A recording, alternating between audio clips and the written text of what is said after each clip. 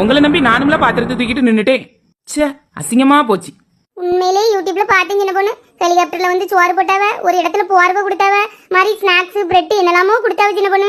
உலகத்துல உள்ள நல்லவி பூதா யூடியூப்ல தான் இருக்காவ. நம்ம கண்ணுல ஒருத்தரையும் பார்க்க முடியல. பாத்திரத்தை துரத்துக்கி போட்டு சோற போய் பொங்குங்க. அடுப்பங்கிற அவ்வளவு தண்ணி சின்ன பொண்ணு, எங்க போய் பொங்க சின்ன பொண்ணு? ஒருவேளை ரெண்டாவது வருவாப்ல இருக்குமா? நல்ல வருவாவ வாயை பிளந்துட்டு நில்லுங்க.